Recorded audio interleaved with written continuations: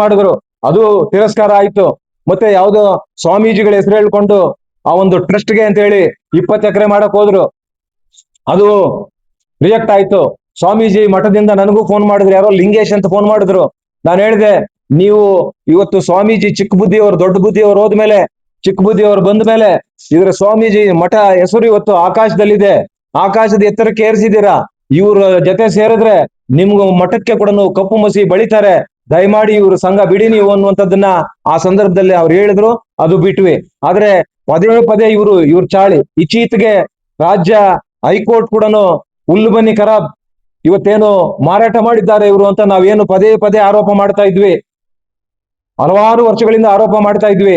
ರಾಜ್ಯ ಹೈಕೋರ್ಟ್ ಇವತ್ತು ಅದನ್ನ ಏನಿವತ್ತು ಹೌದು ಇವ್ರು ಮಾಡಿದ್ದಾರೆ, ಸಾಬೀತಾಗಿದೆ. 45 ದಿನಗಳಾಗಿದೆ. ಯೋಗ್ಯತೆ ಇಲ್ಲ ಈ ಜಿಲ್ಲಾಧಿಕಾರಿಗಳಿಗೆ, ಆ ಜಾಗ ಎಲ್ಲಿದೆ ಅಂತ ಗೊತ್ತಿಲ್ಲ. ಆ ಹುಲ್ಲುಬನ್ನಿ ಖರಾಬು ಯಾರಿಗ್ ಮಾರಿರೋದು? ಮಕ್ಮಲ್ ಟೋಪಿ ಹಾಕಿರೋದು ಬುದ್ಧಿವಂತರಿಗೆ, ವಿದ್ಯಾವಂತರಿಗೆ.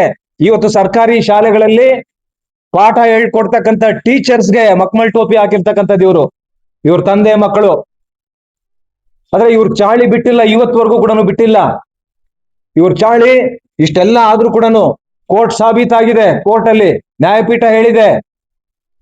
ನ್ಯಾಯಪೀಠ ಏನ್ ಹೇಳಿದೆ ಅಂತ ಹೇಳಿದ್ರೆ, ಇವರು ಆ ಒಂದು ಸೇಲ್ ಡೀಡ್ ಮಾಡಕ್ ಮೊದಲು ವಿಭಾಗ ಪತ್ರ ಮಾಡ್ಕೊಳ್ತಾರೆ. ತಂದೆಗೆ 14 ಸೈಟು, ದೊಡ್ಡ ಮಗನ್ಗೆ 14 ಸೈಟು, ಸುಧಾಕರ್ಗೆ 14 ಸೈಟು. ವಿಭಾಗ ಪತ್ರದಲ್ಲಿ A schedule, B schedule, C schedule ಅಂತ ಇದನ್ನೆಲ್ಲ ಕೂಡ ರಾಜ್ಯ ಹೈಕೋರ್ಟ್ ಪೀಠ ಅಬ್ಸರ್ವ್ ಮಾಡಿದೆ. ಈ ಸಿ ಶೆಡ್ಯೂಲ್ ವ್ಯಕ್ತಿ ಇವರು ಕೂಡ ಹುಲ್ಲುಬನ್ನಿ ಖರಾಬ್ನಲ್ಲಿ ಫಲಾನುಭವಿ ಆಗಿದ್ದಾರೆ. ಇವ್ರು ಯಾಕೆ ಹೊರಗಿದ್ದಾರೆ, ಯಾಕೆ ಬಿಟ್ಟಿದ್ದಾರೆ, ಇವರನ್ನು ಕೂಡ ಸೇರಿಸಬೇಕು ಅನ್ನುವಂತ ಒಂದು ಅಂಶವನ್ನ ಬೆಳಕಿಗೆ ತಂದಿದ್ದಾರೆ. ಅದೇ ಈ ಚಾಳಿ ಇವತ್ತು ಕೂಡ ಬಿಟ್ಟಿಲ್ಲ. ಈ 50 ಕೋಟಿ ರೂಪಾಯಿ ಪ್ರಾಪರ್ಟಿಯನ್ನ ನಗರಸಭೆ ವ್ಯಾಪ್ತಿಗೆ ಬರ್ತಕ್ಕಂಥ, ವ್ಯಾಪ್ತಿ ಒಳಗಡೆ ಬರ್ತಕ್ಕಂಥ ಬಹಳ ಸ್ಪಷ್ಟವಾಗಿ ಹೇಳಿದ್ದಾರೆ. ನಗರಸಭೆ ಸರಹದ್ದಿನ ವ್ಯಾಪ್ತಿಯಲ್ಲಿರ್ತಕ್ಕಂಥದ್ದು ಇವ್ರು ಹೇಳ್ತಕ್ಕಂಥದ್ದು, ಇವ್ರು ವರದಿ ಕೊಟ್ಟಿರ್ತಕ್ಕಂಥದ್ದು ನಗರಸಭೆ ಹೊರಗಿರ್ತಕ್ಕಂಥದ್ದು, ಸರಹದ್ದಿನ ಹೊರಗಿರ್ತಕ್ಕಂಥದ್ದು. ಆದ್ರೆ ಮೇಲಧಿಕಾರಿಗಳಿಗೆ ಈ ರೀತಿ ಸುಳ್ಳು ವರದಿಯನ್ನ ಕಳಿಸ್ತಕ್ಕಂಥ ನಾಲಾಯಕ್ ಜಿಲ್ಲಾಧಿಕಾರಿನ ಕೂಡಲೇ ವಜಾ ಮಾಡಬೇಕು, ಅಮಾನತಲ್ಲ ವಜಾ ಮಾಡಬೇಕು. ಇಂಥ ನಾಲಾಯಕ್ ಜಿಲ್ಲಾಧಿಕಾರಿಗಳಿದ್ರೆ ಜಿಲ್ಲೆಯಲ್ಲಿ ಮುಂದಿನ ಪೀಳಿಗೆಗೆ ಒಂದು ಗುಂಟೆ ಜಾಗ ಸಿಕ್ಕೋದಿಲ್ಲ, ಮಾರಾಟ ಮಾಡಿಬಿಡ್ತಾರೆ ಇವರು. ಈ ರೀತಿ ಆಸಾಮಿಗಳು, ಯಾಕಂದ್ರೆ ಇವ್ರು ಲ್ಯಾಂಡ್ ಗ್ರಾಬರ್ಸ್. ಈಗಾಗಲೇ ನಾನು ಅನೇಕ ಸಾರಿ 1000 ಸಾರಿ ಹೇಳಿದ್ದೀನಿ, ಇವ್ರು ಭೂಗಳ್ರು ಅಂತ. ಅವ್ರ ಚಾಳಿ ಅಧಿಕಾರಿಗಳಾಗಿ ನಿಮ್ಗೇನಾಗಿದೆ ರೋಗ? ತಹಸೀಲ್ದಾರು ರೆಕಮೆಂಡ್ ಏನು, ಎಷ್ಟು ದಿವಸ? ಈಗ ನೀವು ಬೇರೆ ಬೇರೆ ಕಡತಗಳು ಚೆಕ್ ಮಾಡಿ, 6 ತಿಂಗಳು, ವರ್ಷ 2 ತಿಂಗಳು ಅಲ್ಲೇ ನೆನೆಗುದ್ದಿಗೆ ಬಿದ್ದಿದ್ದಾವೆ ಬೇರೆ ಬೇರೆ ಕಡತಗಳು. ಆದ್ರೆ ನಿಮ್ಗೆ ಲಾಭ ಇಲ್ದಿರಾ ನೀವು ತರಾತುರಿಯಲ್ಲಿ ಹೆಂಗ್ ಕಳಿಸಿದ್ರಿ?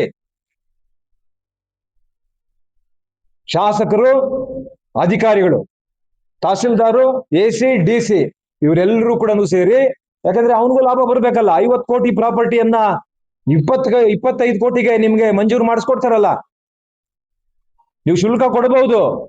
50 ಲಕ್ಷನೋ 1 ಕೋಟಿನೋ 1.5 ಕೋಟಿನೋ ಸರ್ಕಾರಕ್ಕೆ ಕಟ್ಬಿಟ್ಟು ನೀವು ಮಂಜೂರು ಮಾಡಿಸ್ಕೊಂಡ್ಬಿಟ್ರೆ ಪ್ರಾಪರ್ಟಿ ಬೆಲೆ 50 ಕೋಟಿ. ಯಾಕಂದ್ರೆ ನೀವು ಪಾಪ ಸಾಕಷ್ಟು ಜನರಿಗೆ ಹೇಳ್ಕೊಂಡಿದ್ದಾರೆ, 5 ಕೋಟಿ ಕೊಟ್ಟು ಬಂದಿರೋದು ನಾನು, ಇವ್ರು ಜಿಲ್ಲಾ ಉಸ್ತುವಾರಿ ಸಚಿವರು ಇರ್ತಕ್ಕಂಥ ಸಂದರ್ಭದಲ್ಲಿ 5 ಕೋಟಿ ರೂಪಾಯಿ ಕೊಟ್ಟು ನಾನು ಇಲ್ಲಿ ಬಂದಿರ್ತಕ್ಕಂಥದ್ದು ಅನ್ನುವಂತಹ ಮಾತುಗಳು ಜಿಲ್ಲಾಧಿಕಾರಿ ಬಾಯಿಂದನೇ ಹೇಳ್ಕೊಂಡಿದ್ದಾರೆ ಬೇರೆ ಬೇರೆ ಕಡೆ. ಈ 5 ಕೋಟಿನ ತೆಗಿಬೇಕು ಅಂತ ಹೇಳಿ ಇವತ್ತು ನೀವು ಸರ್ಕಾರಿ ಜಾಗಗಳನ್ನ, ಇದಕ್ಕೆ ಹೇಳೋದು ದೊಡ್ಡವರು ಹೇಳಿದ್ದಾರೆ ಅಗಲ್ ದರೋಡೆ ಅಂತ. ಇದು ಅಗಲ್ ದರೋಡೆ ಮಾಡಿರ್ತಕ್ಕಂಥದ್ದು, ಇದು ಅಗಲ್ ದರೋಡೆ ನಡೀತಾ ಇರ್ತಕ್ಕಂಥದ್ದು. ಇವತ್ತು ನಾವು ಇದಕ್ಕೆ ಆಕ್ಷೇಪಣೆ ಮಾಡಲಿಲ್ಲ ಅಂತ ಹೇಳಿದ್ರೆ ಇದು ಕೂಡ ಮಂಜೂರು ಆಗ್ಬಿಡ್ತಾ ಇತ್ತು ಕ್ಯಾಬಿನೆಟ್ ಅಲ್ಲಿ ಇಟ್ಟು. ಇವತ್ತು ನೆನ್ನೆ ಅಂಬೇಡ್ಕರ್ ಭವನಕ್ಕೆ ಮಾನ್ಯ ಕಂದಾಯ ಮಂತ್ರಿಗಳನ್ನ, ಉಪಮುಖ್ಯಮಂತ್ರಿಗಳನ್ನ ಕರೆಸಿರ್ತಕ್ಕಂಥದ್ದು ಇದಕ್ಕೇನಾ? ಇವ್ರ ಹತ್ರ ಸ್ನೇಹ ವಿಶ್ವಾಸ ಚೆನ್ನಾಗಿ ಇಟ್ಕೊಂಡು ಕ್ಯಾಬಿನೆಟ್ಗೆ ಈ ಫೈಲ್ ಕಡ್ತಾ ಹೋದಂತ ಸಂದರ್ಭದಲ್ಲಿ ಅಲ್ಲಿ ಇನ್ನೂ ಹಲವು ಕ್ಯಾಬಿನೆಟ್ ಮಂತ್ರಿಗಳು ಬಂದಿದ್ರು.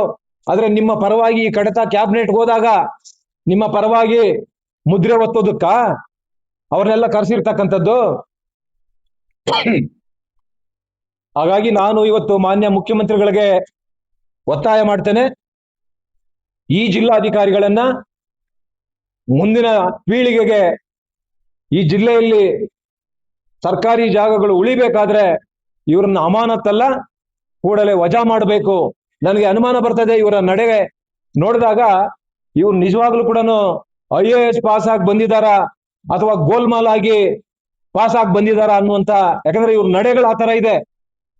ಇವ್ರ ನಡೆ ಎಷ್ಟು ಸುಳ್ಳು ಹೇಳ್ತಾ ಇದ್ದಾರೆ ಅಂತ ಹೇಳಿದ್ರೆ, ನಗರಸಭೆ ವ್ಯಾಪ್ತಿ, ನಗರಸಭೆ ಸರಹದ್ದಿನ ಒಳಗಿರ್ತಕ್ಕಂಥದ್ದನ್ನ ನೀವು ಮಂಜೂರು ಮಾಡೋದು. ಅವ್ರು ಹೇಳಿದ್ರು, ನಾನು ಅಲ್ಲಿ ಕುಂತಿದ್ದೆ ಪ್ರಾದೇಶಿಕ ಆಯುಕ್ತರ ಜೊತೆಯಲ್ಲಿ, ನೀವು DC ಆಗಿ ನಿಮಗೆ ಗೊತ್ತಿಲ್ವಾ ನಗರಸಭೆ ವ್ಯಾಪ್ತಿಯಿಂದ ಎಷ್ಟು ಕಿಲೋಮೀಟರ್ ಮಂಜೂರು ಮಾಡಬೇಕು?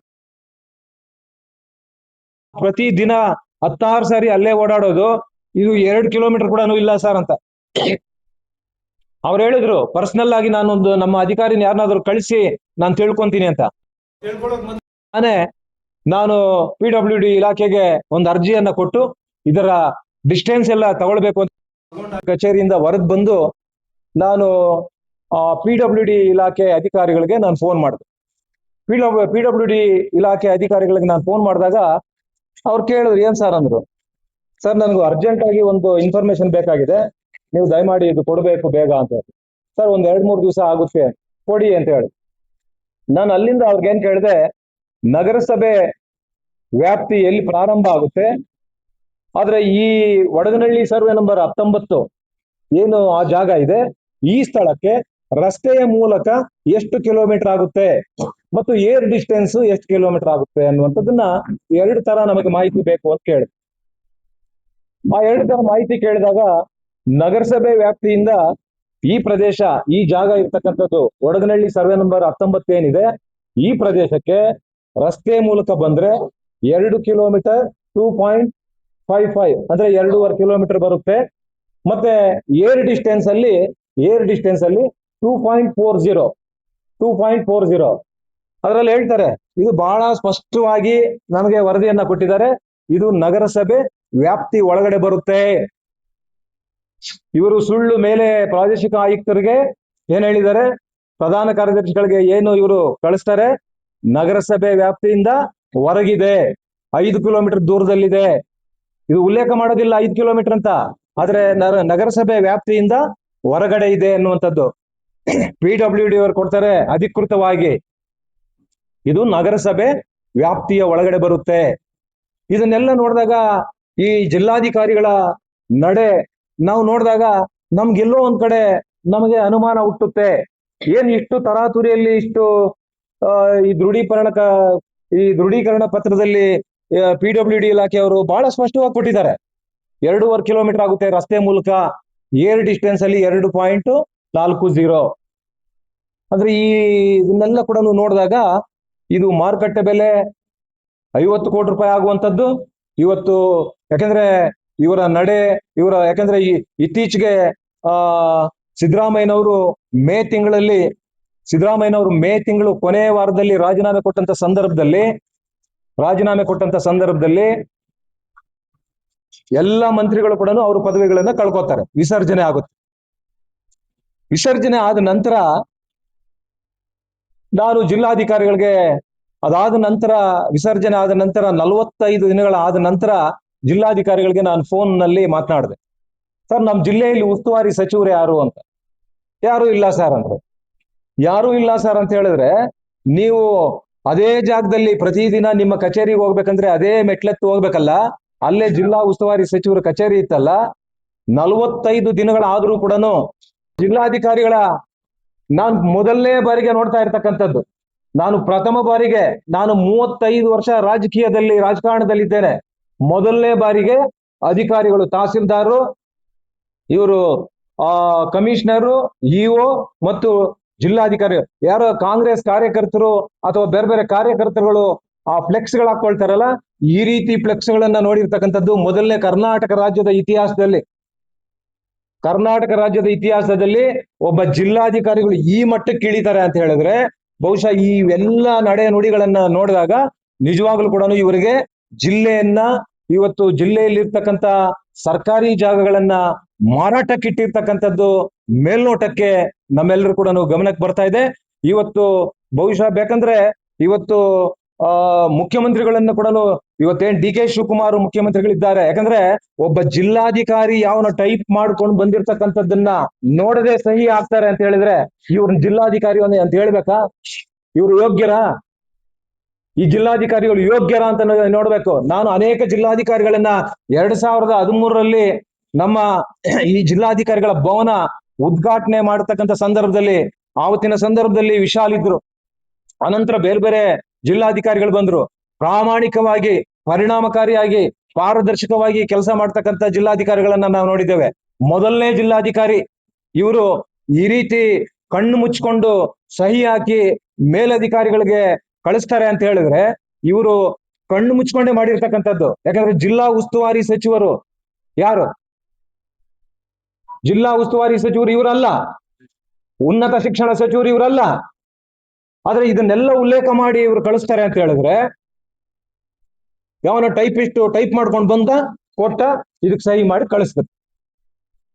ಹಾಗಾಗಿ ನಾನು ಇವತ್ತು ಕರ್ನಾಟಕ ಸರ್ಕಾರಕ್ಕೆ ನಾನು ಒತ್ತಾಯ ಮಾಡ್ತೇನೆ.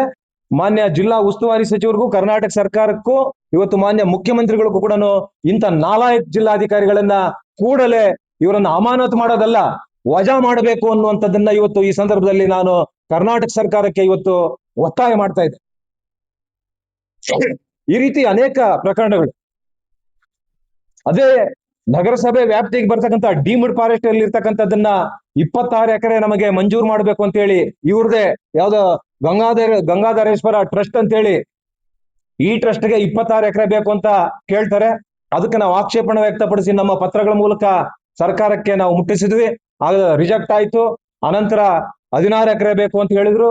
ಅದು ಇದರಲ್ಲಿ ಕ್ಯಾಬಿನೆಟ್ ತಗೊಂಡೋಗಿ ಅಲ್ಲಿ ಅಪ್ರೂವಲ್ ಮಾಡಿಸ್ಬಿಟ್ರು. ಅನಂತರ ನಾವು ಕ್ಯಾಬಿನೆಟ್ ಅಲ್ಲಿ ಅಪ್ರೂವಲ್ ಆದ್ಮೇಲೆ ನಾವು ಕೋರ್ಟ್ಗೆ ಹೋದ್ವಿ. ಕೋರ್ಟ್ ಸ್ಟೇ ಕೊಡ್ತು. ಇದು ಮಾಡಕ್ ಬರೋದಿಲ್ಲ, ನೀವು ಮಾಡ್ತಾ ಇರ್ತಕ್ಕಂಥ ತಪ್ಪು, ಇದು ಮಾಡಕ್ ಬರೋ